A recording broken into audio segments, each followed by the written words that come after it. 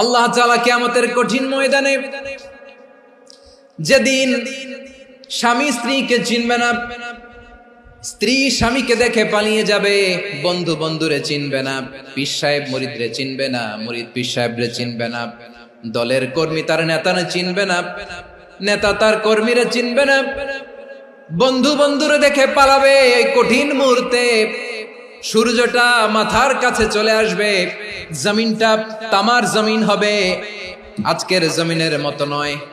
মানুষ ঘর্মাক্ত, ক্লান্ত, শ্রান্ত মাথার মগজগুলো কানের ছিদ্র আর নাকের ছিদ্র দিয়ে বেয়ে বেয়ে পড়বে। বিশ্বনবী ফরমান, কিয়ামতের ওই কঠিন ময়দানে 7 শ্রেণীর ব্যক্তিকে রব্বুল আলামিন তার আরশের নিচে ছায়া দিবেন।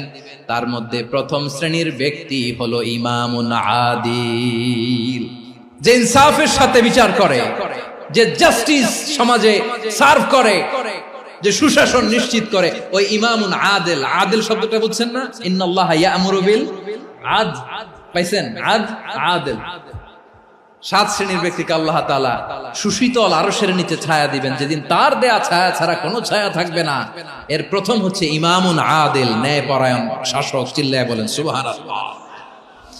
আবার বিশ্বনবী বললেন, ইন্নাল মুকসিতিনা ইনদাল্লাহি আলা মানাবিরা মিন নূর আন ইয়ামিনির রহমান। কিয়ামতের দিন যারা ন্যায় পরায়ণ হিসেবে আল্লাহর সামনে দাঁড়াবে, কিয়ামতের দিন রব্বুল আলামিন তার আরশের ডান দিকে ওই ন্যায় পরায়ণ লোকদের জন্য আরশের ডান দিকে একটা নূরের মিম্বারে তাদেরকে বসার সুযোগ করে দিবে। আল্লাহর আরশের ডান দিকে ন্যায় পরায়ণ লোকদের জন্য আল্লাহ তাআলা নূরের মিম্বার বানাবে। 4টে কেন কথা মনে করেছেন? আল আদাল, জাস্টিস। ইন্নাল্লাহা ইয়া'মুরু বিল আদল। আল্লাহ তাআলা এই আদালতের নির্দেশনা দেন, সুবিচার, সুশাসন। প্রিয় ভাইয়েরা, এটা আমরা বাংলাদেশে চাই কি চাই না?